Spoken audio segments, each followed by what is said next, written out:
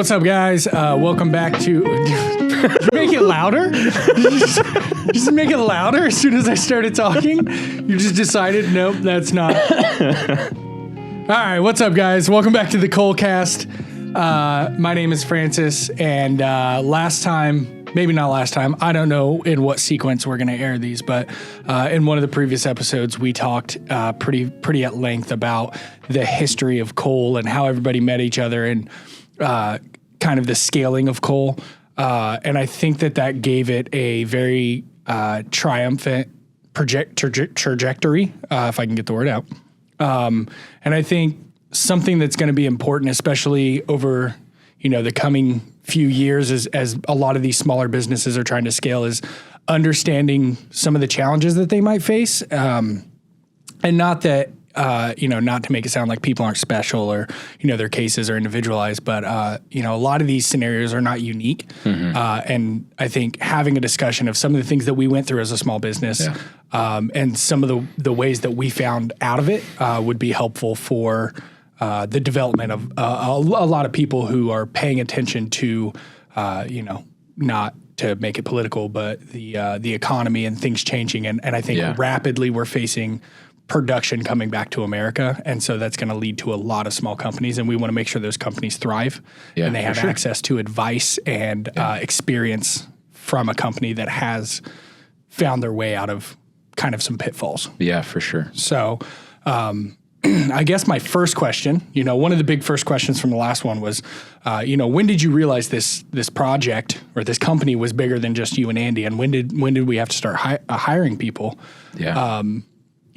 Even if it takes it back to something we already covered in the last podcast, what is maybe the first point that it felt insurmountable and you were moments away from just calling it quits? What was that first realization that's like, I can put so much effort in this to make it work, or I can just walk away right now? So I think, I remember the place we were in, our first real shop. That was our John Street shop. And that was when we started hiring people. And we had brought on a couple team members and we were sharing everything with them, right? Like every idea, every thought, every feeling, everything that we felt or anything that came to mind, we shared immediately with everybody on our team. It was like 6 people, including us. So that was a really intimate environment. Yeah. And that was super complicated, because we were all so involved daily that it felt like it was adding additional work to take care of everybody, keep everybody on the goal, keep us moving forward. Instead of just doing the physical work, it was like, well, now we need to make sure everybody's on the same page and we're doing all the same stuff in a small way. So that was difficult, and I found that really challenging. And as you know, you would meet me for coffee a couple times a year, and we would sit down and go over whatever insurmountable obstacle I was faced with at that time. A lot of it was around people and developing people, and I had this mindset going into it because I had read all these Toyota books that anybody that got hired needed to have a position for life, because that's how Toyota does it. Yeah. And I thought, that's the best version of this. So that's what we're going to do. And then I went out and hired people, fresh out of high school, fresh out of prison, in varying stages of life, without taking into consideration how that would affect everything internally. People that are at step 1. Yes. Because your dream is consistency. And you need that at step 1. You don't need that if you're on step 7 in life, So those are the people that are coming into the shop at that point. Yeah, and I think I was really inexperienced. I have had 3 jobs in my life, and I never worked for a big organization. It was always small businesses, always people that were coming in, all were small companies that were trying to figure out how to do it. So my example has been trial and error. Figure it out as you go, which worked for the other parts of my business. When Andy and I would iterate on every aspect constantly. So we hire people, we're bringing them in, we're struggling to jumble through that. We're trying to figure out how to meet payroll. So we started having our accountant we had an accountant at that time, which was one of the better decisions that we had made, because we had gotten into 1 year. We filed right on the edge of our time frame and ended up with like a $50,000 bill. And that almost put us out of business. That was a whole thing. So we hired this other accountant to really clean up everything that the first accountant hadn't done well. So, if I have a piece of advice out of that trauma, it's to find a good accountant early. Yeah. It'll set you up for success long term. So anyway, we're hiring people, we're bringing them in, we're starting to scale, and I'm trying to figure out how to give people tasks and train them enough that they can go do what they need to do all day. None of that worked. Basically what happened, we'd have a quick touch point in the morning, and then I would spend the next 8 hours individually going around and telling people what to do for the next 20 minutes. And it was exhausting. Yeah. It didn't work. Okay. So and that's like a good example of one of the things. Because I was there for other things. We did hold on, let me fix this. Sorry. One of the other things that we tried was these little Amazon Fire tablet things, and we would put all of the tasks for the day in there, and you could go in and identify the task you're going to work on that day. That didn't really work. We just kept iterating, and all this time we're iterating on the product too. So that was one of the biggest things. People would come in and be like, what am I doing today? Because we changed what they were doing from yesterday. Right. Because we had already iterated on some idea and we wanted to do it differently this time. So people felt really destabilized by that. And so they would come in not feeling confident in making decisions because they didn't know if we were going to undermine that decision as soon as they made it. Well, yeah, exactly. I think you said every day they're coming in doing something different. And that is a little bit of a stretch, but sure. Legitimately. Right, but the day-to-day wasn't set. Every single week. Yes. Things would change. And it seemed like every Monday, if we would talk and catch up, it's like, well, we introduced this and we tried to do, move this person here, and then this person's doing this one day of the week. And it, day-to-day is a stretch, but legitimately probably week to week. Absolutely. Everything changed. And I was reading all these books that were like, you got to cross-train everybody. You've got to have, make sure that you're utilizing everybody's innate capabilities and ideas. And, I wasn't taking into consideration that when you're basically a startup, we were a startup. Yeah. That stuff is complicated, and you have to have systems and programs, and basically everything's pretty loosey-goosey with process until much, much, much later. And I wasn't willing to wait, so I tried to implement it right at the front. That's what I referenced kind of in our first talk. Like I got into the lean stuff kind of funky. Yeah. That was one of the ways. It was just like I tried to take some of these really complicated topics and distill them down on a scale where it was just the wrong application of effort.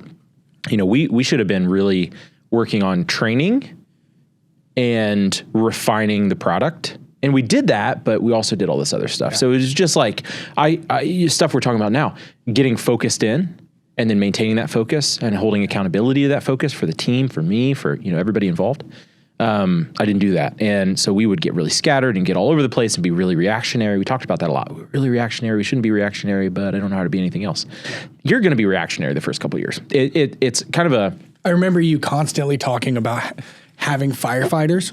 Yeah. But not have any, I think you called them like fire safety or fire marshals or something, where you were like, sure, we're teaching everybody to come bring us all the problems. And then we'll, you and Andy were, we would fix that. We would go fight the fires for them. Yeah. But there was, we had fire alarms, but we didn't have firefighters.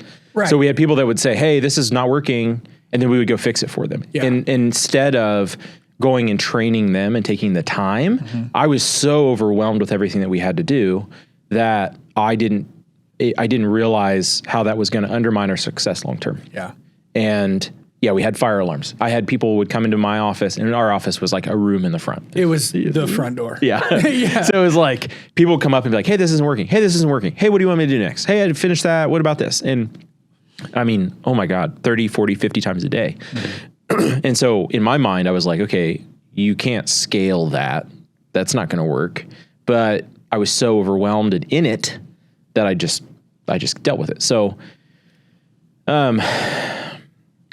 we wanted to grow. We wanted to expand. We had ideas that we could expand. And we were going through this season where we had a 16-week lead time. I had I think I referenced this in the earlier podcast, but we had 60 orders on hand. And each one was, press and dies, and maybe we were going to do a separated foot pedal, and maybe we were going to do this custom little paint job, or, maybe we were going to make this one-off die for this customer. And so we would basically write out, we get our Squarespace. At the time we were using Squarespace. They didn't scale with us very well. We would take the order, write all our notes on it, put it up on our board, and then once the board was full, we started stacking up the table in front of the board. Yeah. And so it was obviously we need more people, we need more room. We need to get our lead time down, because I would have people call and cancel their orders. And when we take the cash up front, then we use that to cash flow materials and employees and overhead and everything. We're flowing on next sales. So once we got to 16 weeks, people stopped buying. Yeah. And then they would start canceling their orders. So it got really complicated, and money got tight, and we got really concerned. And so we found this shop across town. It's much larger. It was what would it be? Almost 5 times larger. And so 2,500 square. So it was basically 2,000 it was basically 2,000 square feet to 10,000 square feet. Yeah. So 5 times larger. And just the layout of having an open floor, one big room. It was like an office building with concrete floors. Right. Yeah. So it was just not only was it more space, but it was actually usable space. Well, and when we went and looked at it, we started working with some realtors, and it wasn't going to be that much work to get it up and running. So we decided that was what we were going to do. Yeah. So we started working with realtors and a contractor to get the little stuff that we needed to get cleaned up. We were like, this is going to cost, I think this is $150,000. I mean, that's a house, right? It's we can do that. We can make that work because our output's going to increase so much. At the time, we had paid for the little crappy shop we were in. It didn't have water, it barely had electricity, but it worked. And so, but we didn't have any costs. It was taxes and electric bill. Yeah. And so we took on the overhead of this new building thinking it'll be fine, because our biggest obstacle right now, our biggest bottleneck, is that we can't build stuff fast enough for our customers, which was true. So we buy this building. Well, we go to buy the building. Somebody breaks into the building, trashes the 400,000 BTU furnace that heats the entire facility, takes all the guts out of it, takes the transformers, guts the electrical, rips the stuff out of the wiring, literally 2 weeks before close.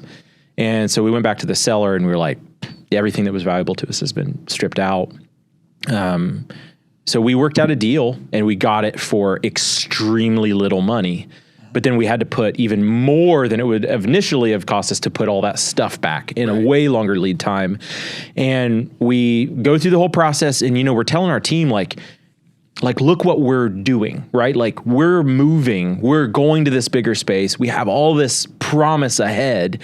So just deal with the right now. It's okay. We're moving, and that became our tagline. It's okay that now sucks, because that we're trying to get to better. There's a payoff somewhere. There's a payoff coming down the road. And I think that worked on one hand. But then what happened was, right around the time we were ready to move in, Andy got sick. Yeah. And so we were moving in, and Andy was coming out of chemo.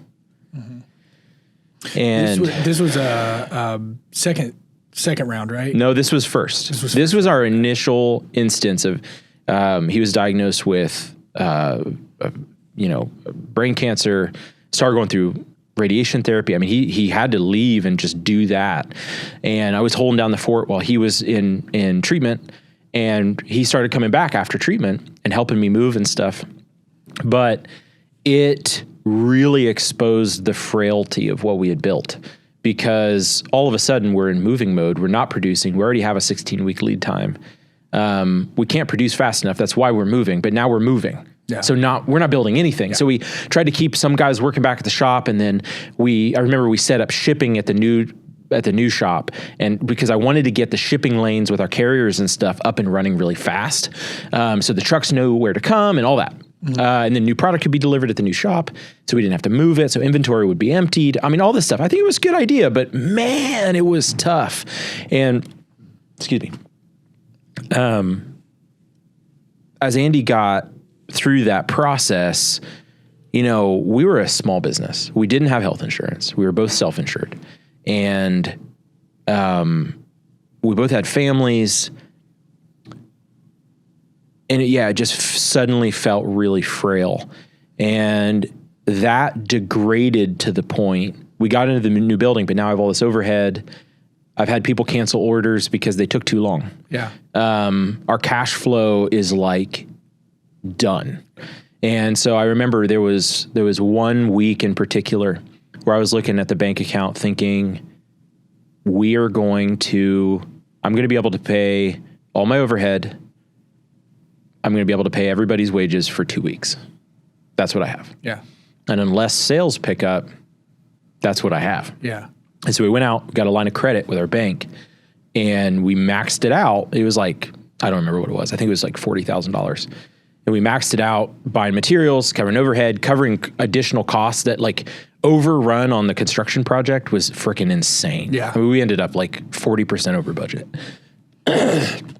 So we just got hammered, man. And, Andy and I are looking at this like, well, we thought this was the promised land. We thought this was this was going to be the payoff. Yeah. Now we're here. One other thing that happened, we bought a surplus transformer to run the whole shop off of. Yeah. We had 800 amps of 480 into that building. I think it was 800 amps. We bought this freaking transformer secondhand. They flip the power. It's been all this buildup. They flip the power on, and you just hear,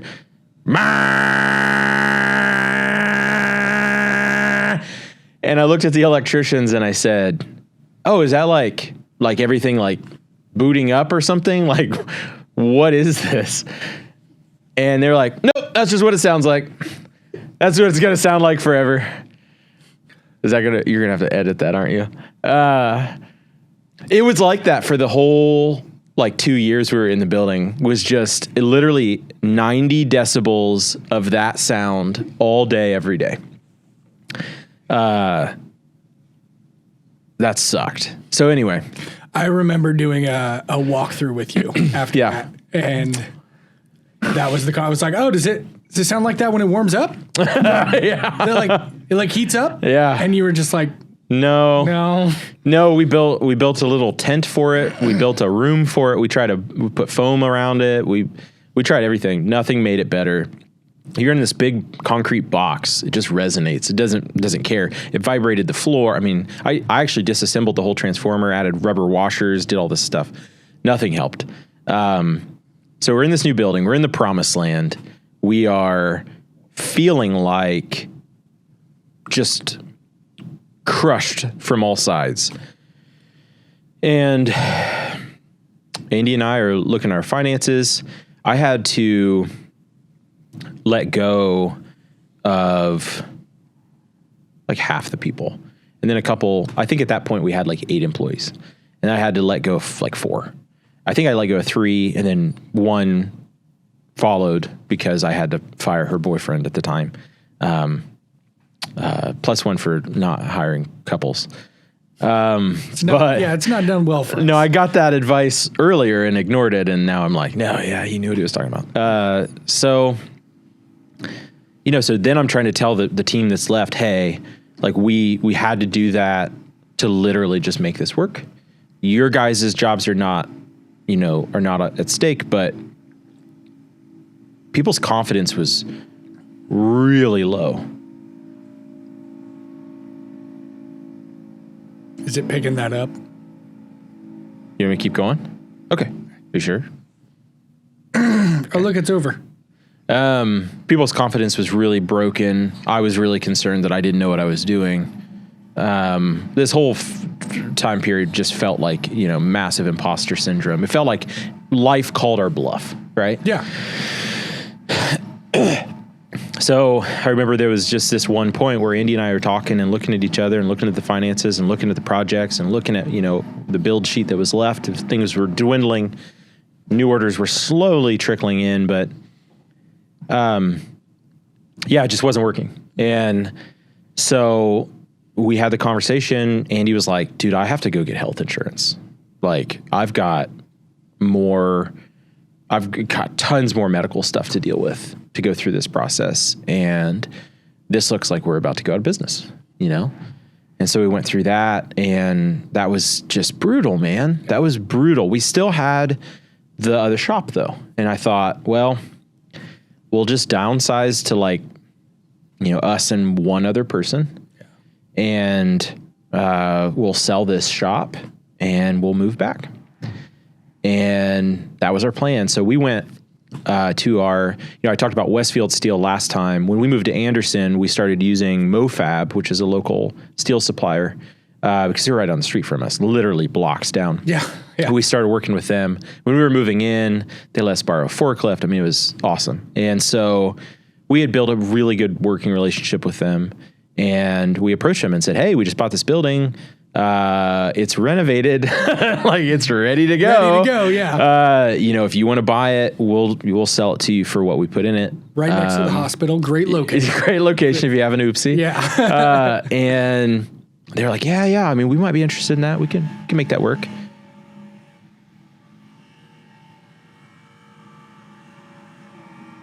What is happening? Probably drilling out the box for your DPC. That's exactly what it is. Okay. Well, we're just going to keep going. I just want to say out loud, I disavow whatever happened while I was gone. We were just watching a Comedy Central. I disavow, and I put it on the same realm. Oh, it is 100% a word. I put it on the same level as Nazism and the free market. Did you just call me a racist? Really good use of that word. Okay. Disavow. So here's where I remember talking. Hang on. Let me get that off of there. Here's where I remember where we were. We approached MoFab. Okay, so we've been working with MoFab. We approached them about buying the building because that would take tons of overhead off. And they were like, yeah, we're totally interested in that. Like, I think that could be a great space for us. Let me know, let us talk a little bit and we'll get back to you. So Andy and I left and we were like, hey, we have a path forward. I think I know what we're going to be doing. It's going to be really hard to talk to the team about this. At this point, we've had enough experience to know you don't share all your thoughts and feelings with everybody. So we hear back from them pretty shortly and they were like, guys, I think we should buy your company and let you guys run it. We believe in you. We believe in what you're doing. We've loved working with you. I don't see any reason to stop. And we think if you were to downsize, you're just going to undermine your potential. Yeah. And we were like, oh, okay. So, we took some time to think about it. We had to get stuff in order. We had to have everything inventoried and we had to clean up all of our just stuff, our accounting, everything. We just went and presented it and ultimately they came in and the family that owns them bought us outright, but left us in a position to run everything exactly as we saw fit. Yeah. But then they came behind us to support us, and that was the turning point. We grew like 300%, 250% that next year, and then 400% the following. I mean, it was just like everything fell into place once we had the support of a larger entity. Mm-hmm. It was vulnerable from the perspective that if we had gotten into bed with somebody that didn't have the same beliefs and ideals, and wasn't willing to let us keep going, mm-hmm. right? Like they thought they had the vision for it and wanted to take over. Right. I mean, that we would have had no say. Yeah. And instead, they came behind us and really supported us, walked us through it. We had a ton of meetings about, just like learning how to run a real business. Yeah. And, they were constantly telling us to get our inventory up and like they had to stabilize us. That was one of the things that, at that time being an outsider, and seeing you guys working up and we'd meet, and it used to be we would talk about, we're developing this person into leadership. Yeah. We have this kind of obstacle.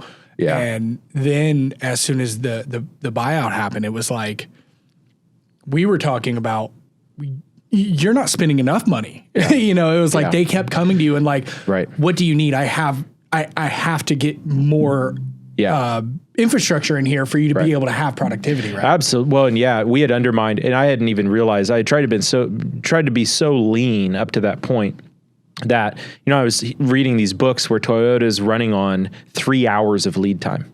Like they have a 3-hour window of inventory on hand, and so I'm thinking, it doesn't scale down though. Something. They've got this massive infrastructure, and they go to the extent of teaching their supply chain how to do the same thing. They want a delivery at 11 a.m. to match their assembly at 1 p.m. I mean, it's just insane. So I had undermined our ability to build, because we'd go and it's like, oh my God, I don't have this one fitting. And then we go to order it and there's a 2-week lead time. It's like, oh my gosh, and now I've just completely killed our entire ability to build anything. Everything, because everything shared so many parts. Yes. So they were like, I remember the phrase was, go buy the bucket of bolts, because like you're going to use them. And it was so counterintuitive, because I had spent so much time learning about like, no, just have exactly what you need. Just have exactly what you need.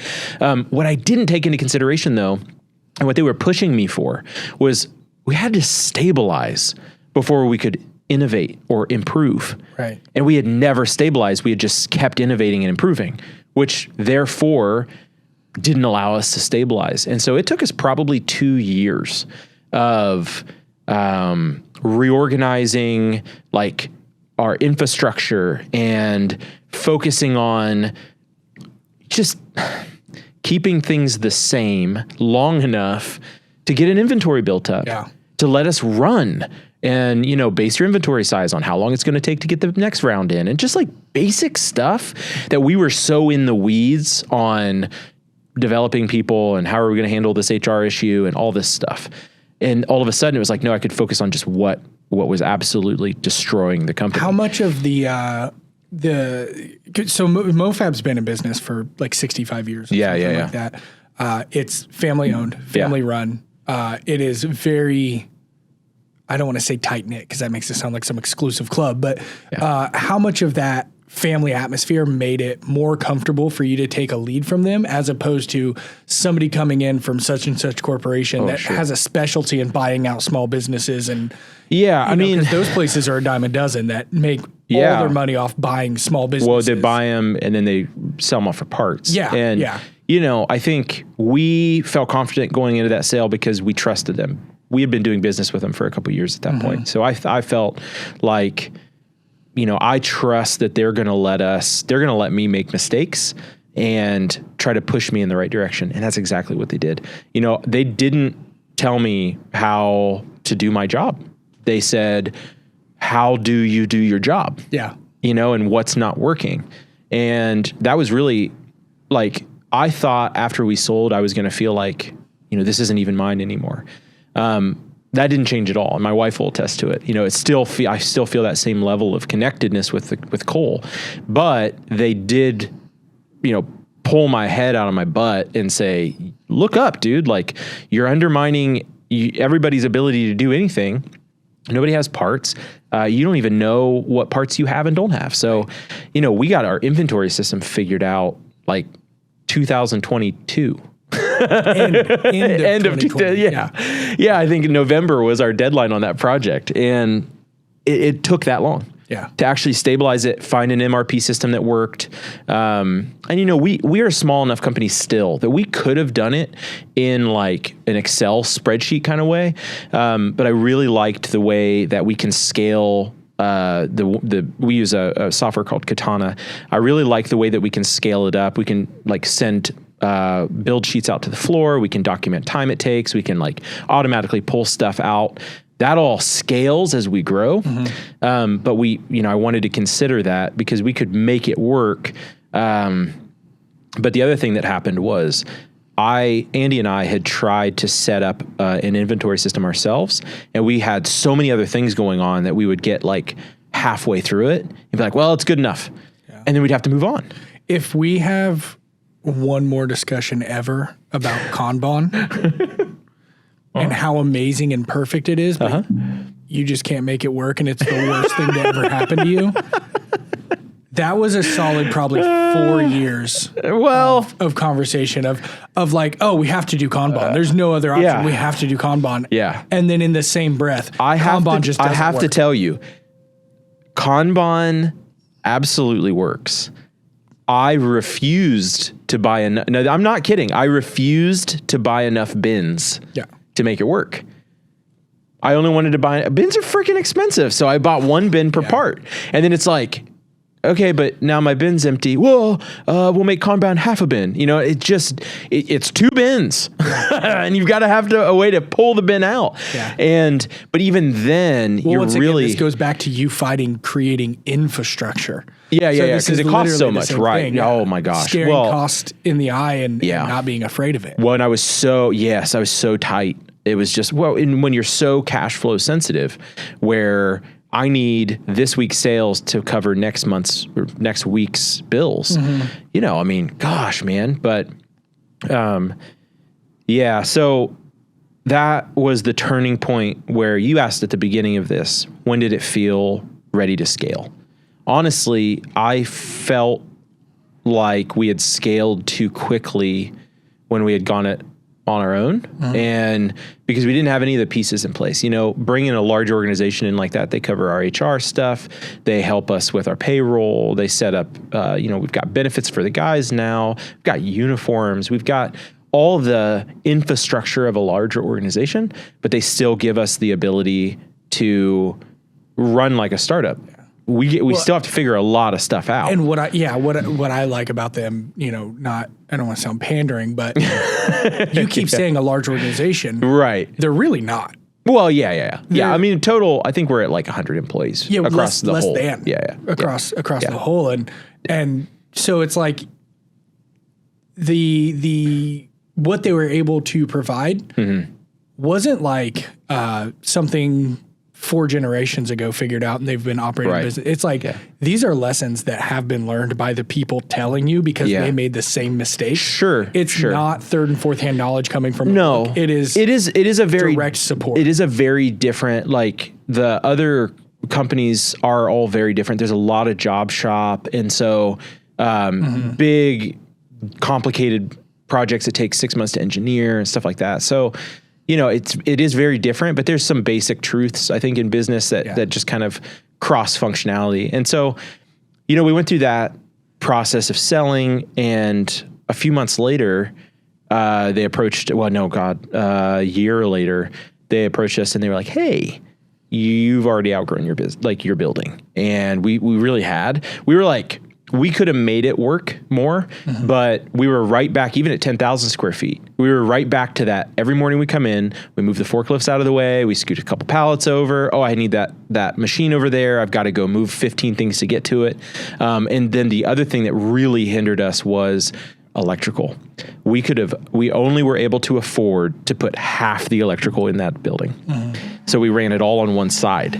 So really we had 5,000 square feet of warehouse space and 5,000 square feet of functional, you know, industrial like workspace. So when we moved in here, we were trying to figure out the layout and how everything was going to fall into place. And I defined, we were going to have these central like forklift lanes. And then we just stuffed everything around that with tons and tons of power. And, so they had found another building up the street, just down the ways from us. And, this place, this shop is 46, I think it's either 42 or 46,000 square feet total. And so we have so much room to expand. We've got offices, we've got bathrooms, we've got, bathrooms is a big one. So at our last shop, once we got up to like 8 people, so 10 counting Andy and I, we started having toilet issues. We would be going in and digging out our toilets a couple times a week. And it was like, these plumbing problems are following us, Yeah. But well, I mean, that building's not made for 15 people to it use wasn't one bathroom. turned out. Yeah. So Or that one had two bathrooms. it had a men's and a women's restroom. Yeah, which was cool, but yeah, there's just so many things I didn't take into consideration that now, having gone through the sale and like laid out a new facility, I've learned that I like to when I have someone a tradesman in to identify, like I need a new project done, and we'll have electrical run here and stuff. I have a tendency to be like, oh no, like we just need the bare minimum. And if you go through our CNC department, they've got like everything is run all over the place, trying to accommodate the fact that we initially did the bare minimum. Right. Even when we moved in here, I still had that like, we're broke mindset. Yeah. And as we've been here longer, I realized, no, we're trying to grow. And if I start with the mindset of only put in exactly what I need, no more, I'm going to bump into it in 6 months. And we did again and again and again here. And I felt like I did such a better job here of like, no, I bet we need this much. No, we still needed more. And so, now when we have electrical put in and we're doing stuff, like I try to be way more upfront and honest about exactly where I think we're going to be heading. And that's been transformative as far as like the practical side of scaling. As far as the employees and stuff, man, like I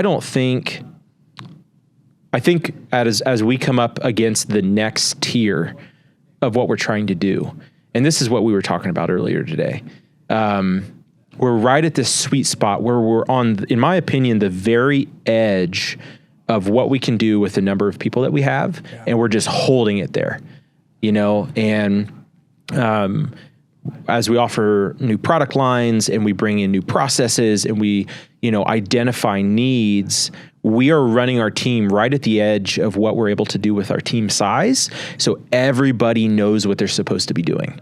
And I think that has then allowed us to stabilize.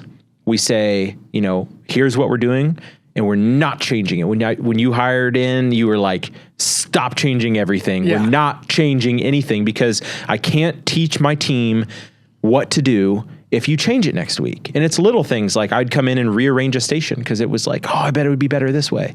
I come in and bring a new tube of Loctite. I'm like, oh, this works way better. It's like I just continued to innovate in the wrong place. Mm-hmm. And all it did was destabilize the team and created a sense of chaos, and nobody wanted to help or speak up, because it's like any idea that we put forth will just be changed next week. Yeah, it was either nobody wanted to be a part of production because it was constant chaos, or it was like, I only want to work with Nathan. For sure. Because Nathan knows what to do.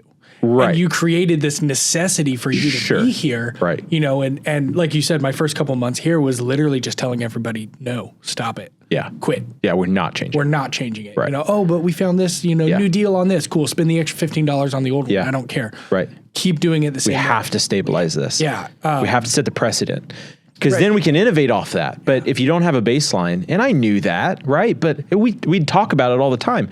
But man, when I was faced with it, and it was like, you were here and we brought you in to be the communication guy, where people had somebody that they could rely on, and somebody that was divorced from the upper, like, we're trying to be theoretical and what are we doing next and what projects and all this stuff. Yeah, you can bridge the gap. I'm committed to practicality. Yeah. And you and Logan and David and Evan and a lot of the guys in the office are, well, in theory, this works. Right. Okay, cool. Go prove it. And then I can put it into practice. And I think, a strong suit of mine and ability I have, I don't know how to say it without sounding egotistical, but is, I can listen to what you say in theory, and I can either pick it apart and tell you that's not going to work because of X, Y, and Z, or I can support you and say, okay, go do it 15 times in a row without any problems. Right. And then I can put it into practice. And I'm very easy to learn, easy to teach. I think maybe I'm not, I don't know, maybe just nobody's ever told me I'm terrible to have in class or whatever. But I think when you talk about stabilizing and having somebody to slow down the dreamers, innovation and thought process and in theory and the dreamer is such an important part of any business. But at some point, like you said, there needs to be a divorce of what we're doing today and what our big scale is. Right.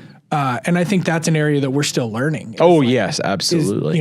Where at one point am I stepping on toes by telling you no? Sure. Like you started this company in your garage and you've seen it grow and I've been here for 6 months and I'm looking you in the eyes and telling you I'm not doing that. You designed this entire product line. Sure. And you had this is your child, right? Imagine going to somebody's house and they're setting up dinner.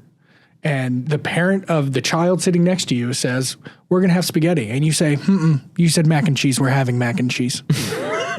In their own house to their own child, you're correcting them. Yeah, sure. It's just a weird, it's a weird place dynamic, for me to be in. but it's also one of the things that I think in the realm of small business, I talked about last time that if we had outsourced a lot of what we did, and for a time period, as part of that stabilization, we outsourced our frame fabrication to MoFab and had them start doing that so that we could focus on the stuff that I felt like we needed to get better at, which is the assembly, building the power pack and the electrical systems and really hone in on a couple of those things. And once we did that, we had a regular product being delivered to us and it just took a big piece of the puzzle off that we had to manage, a ball out of the court. And so then we focused on that. We stabilized that system better until we got to a point where it was like, okay, now it makes sense to bring this back because there are process iterations that we want to make that are small, minute changes that will make the end product better. And it'll behoove us to be able to control that. Somebody working for me exactly have a much better response than somebody working for another. Right. You're going across company lines to try to, work with a supplier. And even in the intimate situation we're in with our supply chains, that was hard. Yeah. And again, as far as the stabilization thing, it forced us to stabilize product design because, we had to just get the same thing from them, set it in stone and let them run with it. And then when we needed to implement a change, it took like weeks. Yeah. And that was so foreign to me. And weeks is like a very short time period. Yeah. So if it took me 4 to 6 weeks to get this change into the press frame, that felt like an eternity. And so, but it was a good practice for where we ended up because I can go down and we'll taste. I'll have the machine guys, the CNC guys, Charlotte will run a couple parts for me. I'll take it over to heavy fab. They'll fab up one, and then we'll talk about how did that affect the process? Where did this improve things? What was this like? Then we'll go use the machine on one instead of my time to do this 100 times? Exactly. Because at one time it kind of improved. But think too, in that beginning stage when you've alluded to this in other conversations, if I had one defect and I couldn't ship a product, that was like thousands of dollars out of my pocket. Yeah. Or Andy's pocket, our collective pocket. And it felt so personal. And so it was like, well, no, we'll just cut it apart and reuse it.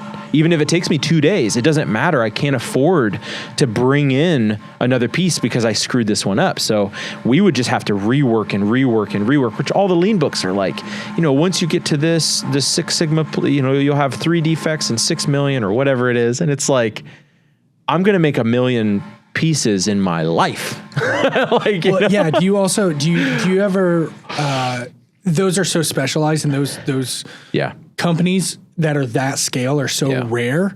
Do you ever wonder I think this guy's lying? I don't think there's lying. I think that it's misplaced pursuit for a company at our scale.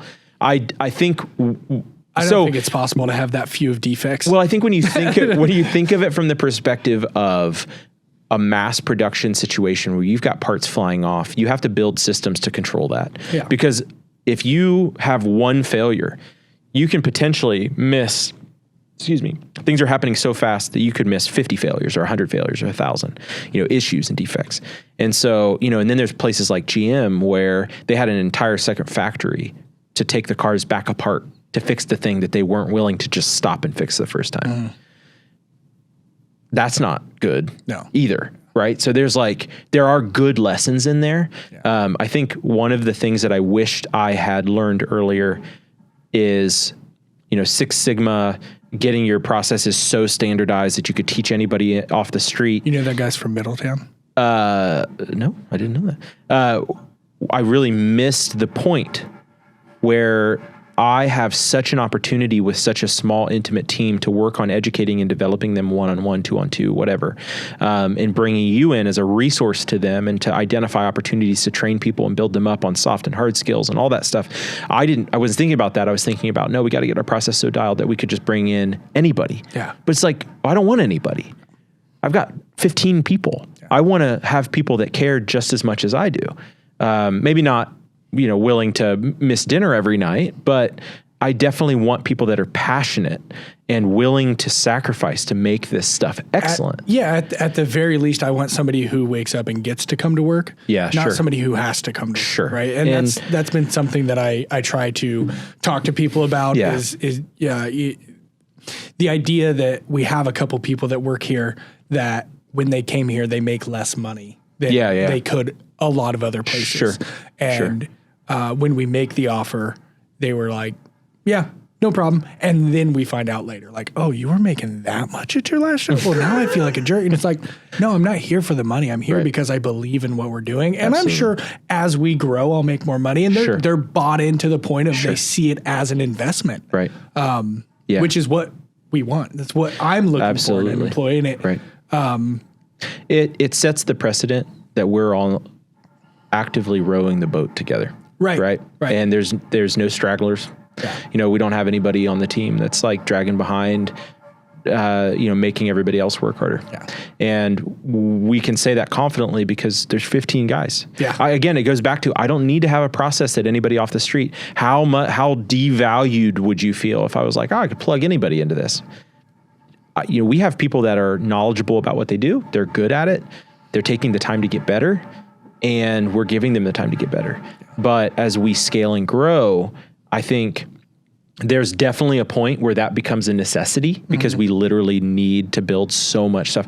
I don't know that we'll ever be at a 200 person size or something like that, but it's just one of those things where at this stage we need to live like we're at this stage. Yeah. And right now we can be intimate with everybody. We can be really thoughtful about how we set stuff up together. And I don't need to have a system that's standardized to the degree that I could bring in Joe Schmo off the street and have him running parts in 4 minutes. Those positions at Ford, when I went and toured the Ford plant, every process was broken up where there was literally one guy that sat there and had a rubber mallet and would hit bumper corners or cab corners onto the trucks.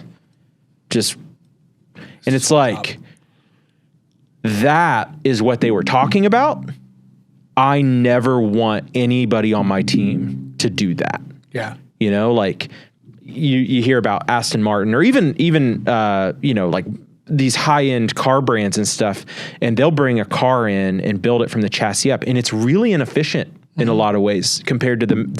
Crazy inefficient. Yeah. But I think it deals with the people aspect better because it gives them the sense of fulfillment and pride at the end of the day because they had a complicated task to overcome. Right. And it's different and it's interesting. So, we've got to find the balance of that as we grow and scale. And I understand that at some scale it does get to popping cab corners on with a rubber mallet, but I'm going to revel in the ability to give people complicated work now and just train them and educate them to be really skilled craftsmen and women that work for us.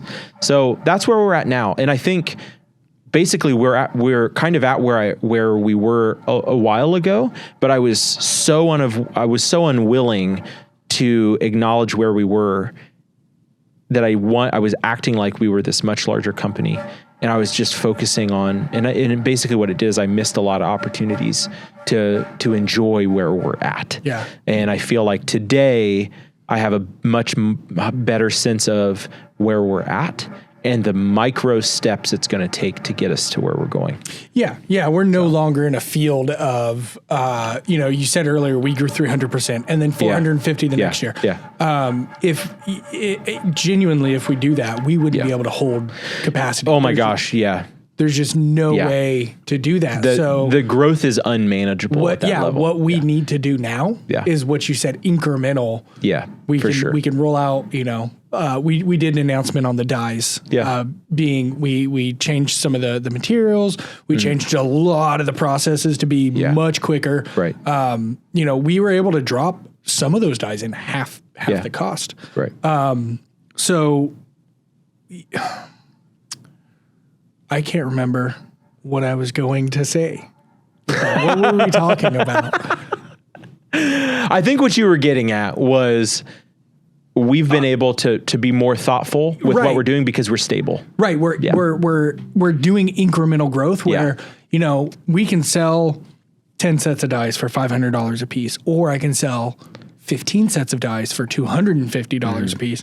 And if we were growing at that pace, I guarantee you I would have walked into your office and been like, Nathan, we're charging too much for dies. And you would have been like, get out. I have so much else to, like I can't get reservoir tanks in. I've got all this stuff. And because we've focused on being intentional and incremental with our growth, and in no way am I saying like, oh, we can control our growth. That's how good we are. Can't control our growth. But I think what we've done is we've recognized that as we had a lull in the growth trajectory and things leveled out, instead of panicking, we've looked around and said, okay, let's ready the battleship. Breathe. We're going to make all this stuff better. We're going to clean up the excess and the waste and the stupid mistakes that we've just kind of like rolled with.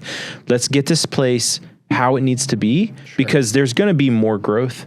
And we need to prepare and get educated, get trained, and get comfortable with the things that we are going to need to do on a consistent basis. And then, take the time now while we have it, and we're preparing for, the new products that we've got coming down the pipeline to be launched in a way that we can understand the process of getting them to market, marketing them, producing them on a consistent basis. And it's not this like, hurry up and wait, hurry up and wait, hurry up and wait. Well, the collapse comes when you're unprepared for the pressure, right? There's a reason that in Rome, the aqueducts, they worked and they're still around, is because they were unsuccessful and they tried to do that without preparing for the pressure.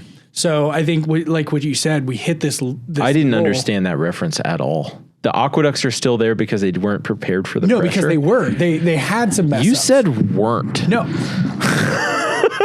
They weren't prepared for the pressure at first, and they had to rebuild them. I see. We're prepared. So now that we're in this place where we're just kind of, I don't want to say coasting, but we're kind of in that area.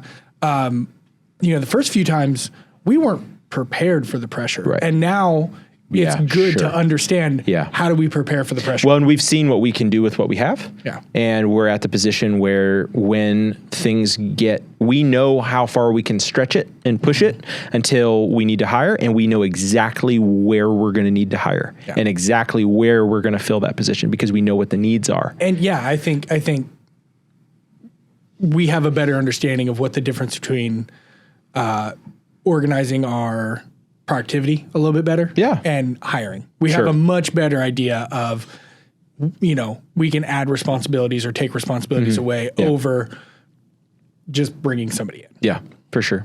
So I think the future is bright because of the situation that, I think it was a combination of, opportunities presented themselves, but going through the hardship, and finding a partner to come alongside us was the saving grace of giving us the ability to be where we're at today. We've grown a lot since that happened, and we were able to handle the stress, even though we weren't prepared for it. We didn't know.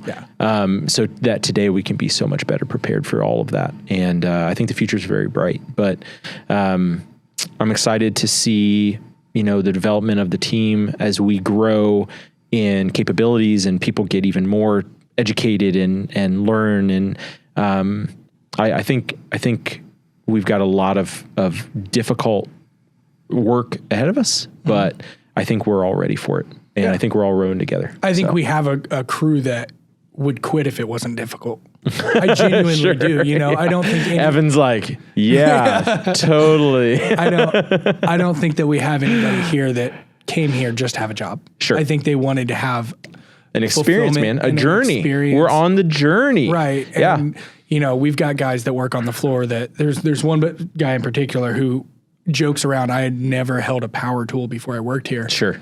And now he essentially runs our assembly. Yeah.